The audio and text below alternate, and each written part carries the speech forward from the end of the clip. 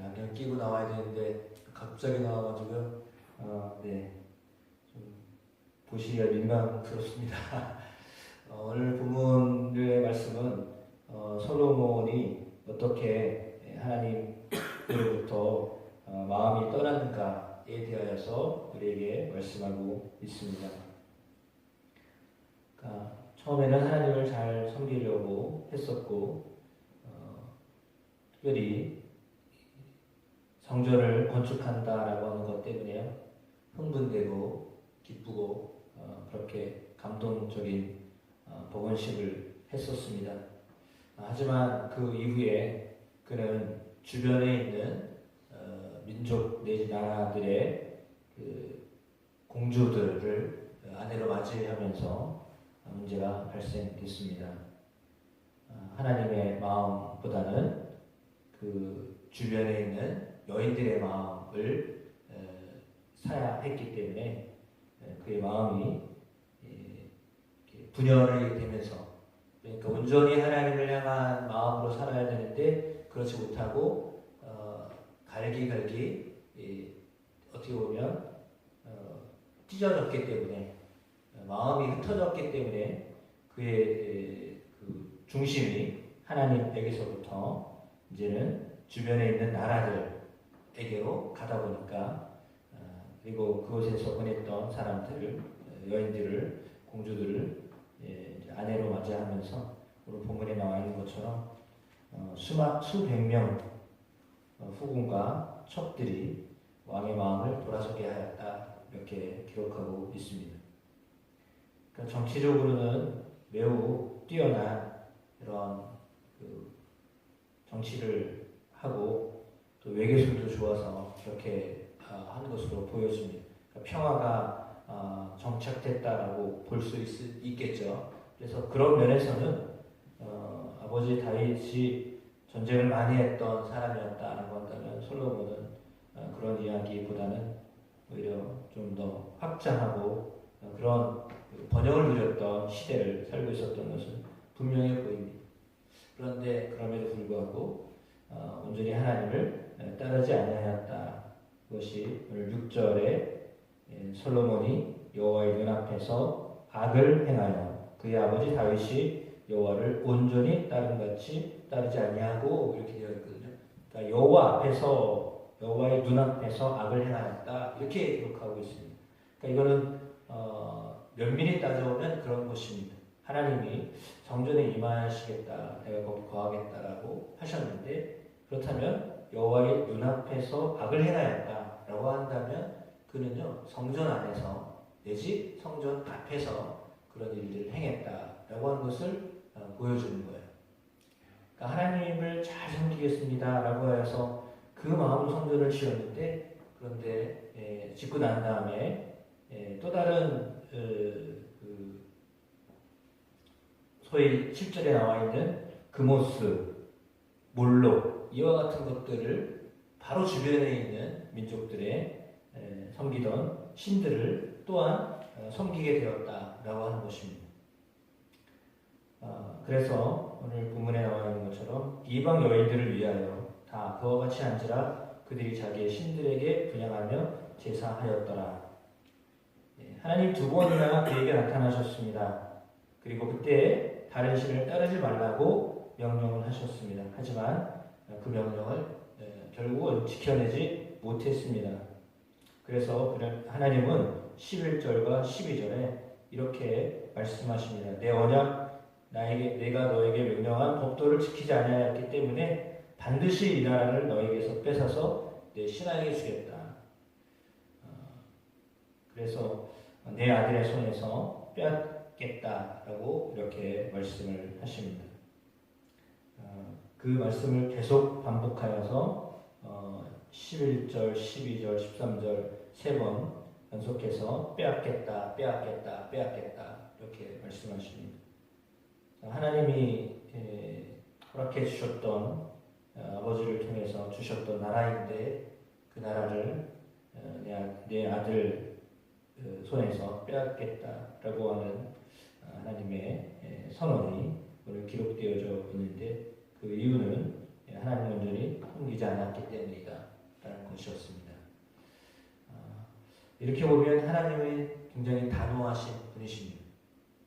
그러니까 하나님의 마음을 빼앗기는 것에 대해서 하나님은 매우 엄격하게 그것을 지키기를 우리에게 요청하고 계십니다. 그러니까 하나님을 잘 섬기고 있을 때는 문제가 되지 않는데 하나님에게서부터 마음이 떠나고 다른 신들에게로 마음이 가다 보면 그때부터는 하나님이 이제 계속 영원히 내가 지켜주겠다라고 하셨었지만 그들의 마음이 떠났기 때문에 이제 이것은 우리가 이렇게 이해해야 될 것 같습니다. 그러니까 하나님이 영원히 지켜주시려고 하셨습니다. 그의 나라를 영원토록 계속해서 하나님을 찬양하고 영광 돌리도록 해주도록 하나님이 그렇게 마음을 먹으셨는데, 근데 이제 그 언약 당사자였던 솔로몬의 마음이 변질됐기 때문에 하나님은 끝까지 가시려고 했는데, 근데 솔로몬의 마음이 변질되어서 흩어지니까 이제 그것이 이제 계약 자체가 무효가 되어진 상황입니다. 그러나 그 마음 속에 하나님의 마음 안에는 여전히 나는 너와 끝까지 같이 가고 싶어 라고 하는 마음이 있으셨다라고 하는 것은 분명한 사실입니다. 그러니까 하나님은 우리를 떠나지 아니하려고 하십니다. 그게 하나님의 본심입니다. 그런데 떠난 솔로몬 왕 또 그 이후에 그 왕들 그들이 하나님을 떠났기 때문에 마치 하나님이 떠나신 것처럼 여겨지고 느껴지고 또한 그런 그 하나님이 떠난 현상이 벌어지는 것이죠. 그러니까 어찌 보면 하나님은 사실은 그대로이실 때 이스라엘 백성들이 특별히 왕이 하나님을 떠났기 때문에 이제 그의 나라도 나는 이제 관여하지 않겠고 이렇게 되어진 거죠. 그러다 보니까 참으로 하나님이 기대하시고 하나님 원하시고 또 이스라엘 백성들도 원했던 나라였는데 그 나라가 1대, 2대, 3대 지나가면서 그냥 무너지고 말았습니다. 인간이 계획하고 원하였던 것들은 그렇게 3대 이상 지나간다는 게 쉽지 않은 것 같습니다. 그리고 그 뒤로 이제 솔로몬에게는 대적들이 생겨나기 시작합니다. 그래서 오늘 본문에 나와 있듯이 맨 마지막 절 우리가 25절에 이렇게 기록되어져 있습니다. 솔로몬의 일생에 하닷이 끼친 환난 외에 르손이 수리아 왕이 되어 이스라엘을 대적하고 미워하였더라 라고 했습니다. 그러니까 주변 나라들과 잘 살려고 했어서 결혼도 하고 이런 정책적으로 그런 좋은 외교 관계를 맺고 살았던 것 같은데 그럼에도 불구하고 결국은 그렇지 못했다라고 하는 것이죠. 그러니까 처음은 잘 된 것 같았는데요, 끝에 보니까 결코 그렇지 못하였다. 대적자들이 생기고 말았다라고 하는 것입니다. 그러니까 정말 끝을 보아야 알 수 있는데 솔로몬의 끝이 그다지 좋지 못했다라고 하는 것인데 그 이유는 오늘 1절에서부터 13절에 읽었던 솔로몬의 어떤 마음의 떠남입니다. 하나님으로부터 마음이 떠났기 때문에 그곳에 그 나라를 또한 주변에 있는 나라들이 염탐하고 또 빼앗아가고 전쟁을 해오기 시작하고 이제 그런 어려운 환경 가운데 놓이게 되었다라고 하는 것이 오늘 본문의 말씀입니다. 그렇습니다. 하나님은 우리가 어떻게 하나님을 섬겨야 하는가를 오늘 본문을 통하여서 말씀해 주고 있습니다. 여전히 하나님을 사랑하며 끝까지 믿음으로 살아가는 것, 그것을 하나님 우리에게 기대하신다라고 하는 것을 깨닫고 마음을 하나님께로 늘 두며 살아가는 저나 여러분이 되어지기를 축복합니다. 사실은 외형적으로 환경적으로 평안했을 때, 확장됐을 때, 번영했을 때 사실 문제가 생긴 거잖아요. 그러니까 온전히 하나님께 의지하지 못하였을 때 그에게는 이제 무너지는 것들을 경험하게 하셨다라고 하는 것입니다.